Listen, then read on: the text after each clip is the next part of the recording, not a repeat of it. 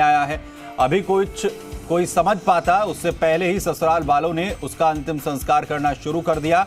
ससुराल वालों की यह कोशिश संदेह पैदा कर गई और पुलिस मौके पर पहुंची।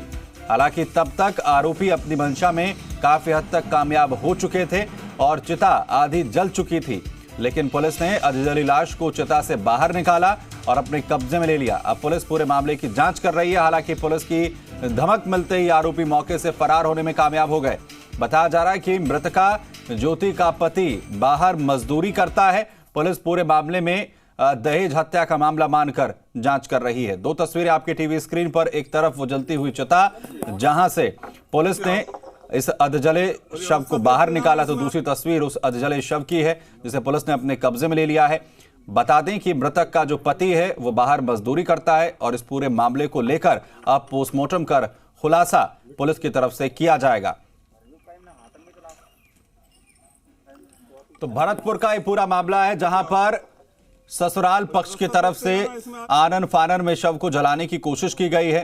संदिग्ध परिस्थितियों में इस विवाहिता की मौत हुई है और आनन फानन में जल्दबाजी में जिस तरीके से इस अंतिम संस्कार को करने की कोशिश की गई, वही सवाल कहीं ना कहीं खड़े कर रहा है। इस पूरे मामले को लेकर पुलिस के पास जब जानकारी पहुंची तो पुलिस ने इस पूरे मामले में कार्रवाई करते हुए चिता से ही शव को बाहर निकाला। एक्सक्लूसिव तस्वीरें आप यहां पर देख रहे हैं जहां अधजला जो शव है वो पुलिस ने अपने कब्जे में ले लिया है। अब पोस्टमार्टम की बात कही जा रही है। पुलिस का कहना है कि पूरे मामले में जो तफ्तीश है वो की जाएगी। दरअसल जो ससुराल पक्ष के जो लोग हैं वो मौके से फरार बताए जा रहे हैं। और ये रास्ता देखते जाना इसमें।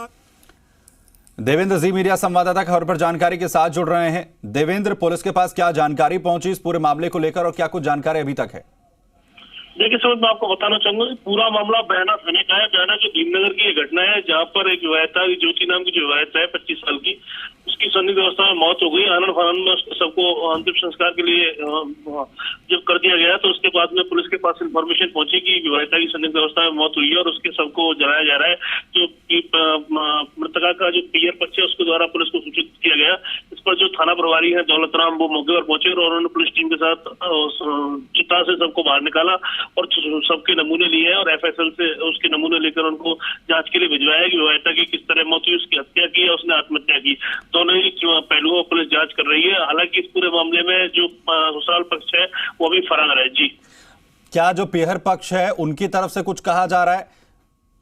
देखिए, पीयर पक्ष के द्वारा दहेज प्रताड़ना का जो मुकदमा एक थाने में दिया गया है और साथ ही साथ सबूत मिटाने का जो कोशिश ससुराल पक्ष के द्वारा की गई है 304 भी, उसका भी एक मुकदमा उसमें बहना थाने में दिया गया है।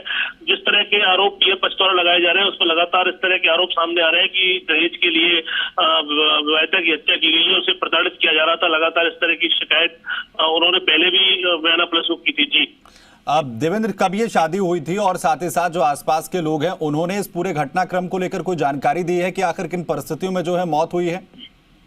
देखिए, अभी इस मामले में बहुत कुछ कहना जल्दबाजी होगी क्योंकि जो आसपास के लोग हैं उन्होंने सिर्फ पुलिस को यही बताया था कि विवाहिता की संदिग्ध अवस्था में मौत हुई है और ये जब इस बात की तस्दीक पुलिस को हो गई तो जो मृतका है उसके परिजनों ने पुलिस को इस तरह की सूचना दी थी तो पुलिस ने अपनी कार्रवाई करते हुए चिता से अधजले शव को बाहर निकाला है, उसके नमूने लिए हैं, उनको जांच के लिए भिजवाया है।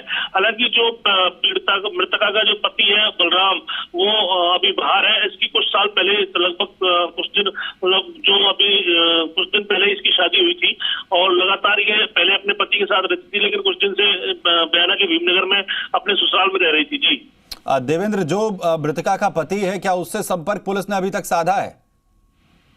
देखिए, मृतका का जो पति है बलराम, उसको पुलिस ने सूचित किया, उसके जो मोबाइल नंबर है उन पर कॉल किया है लेकिन वो मोबाइल बंद आ रहा है और लगातार पुलिस इस कोशिश में लगी है कि जहां वो मजदूरी कर रहा है वहां पर उसको ट्रेस कर उससे पूछताछ की जाए, उससे पूछा जाए। साथ ही पुलिस जो ससुराल पक्ष के लोग हैं उनको भी ट्रेस आउट करने में लगी है। जी चलिए, बहुत शुक्रिया देवेंद्र इस तमाम जानकारी के लिए। तो लगातार पुलिस की तरफ से इस पूरे मामले को लेकर जो है जांच पड़ताल जारी है। तो संदिग्ध परिस्थितियों में इस विवाहिता की मौत हुई है और ससुराल पक्ष के लोग जो है मौके से फरार हैं। आनन फानन में अंतिम संस्कार करने की कोशिश यहां पर की जा रही थी और संदिग्ध हालातों में जो मौत हुई इसके बाद ही पुलिस ने पूरे मामले की जो है पड़ताल शुरू की है। अधजला जो शव है वो जलती चिता से निकाला गया है। और इसीलिए जी राजस्थान पूछ रहा है सवाल, क्या दहेज के लिए ससुराल पक्ष के जो लोग हैं वो दानव बने हैं? और सवाल यह कि क्या सबूत मिटाने की कोशिश यहां पर हो रही थी इस पूरे मामले में? आखिर जो आरोपी हैं वो मौके से कैसे फरार हो गए? सवाल तो यह भी कि क्या मृतका के पति को इसकी जानकारी नहीं थी? वहीं ससुराल में आखिर कब तक इसी तरह बेटियां मरती रहीं?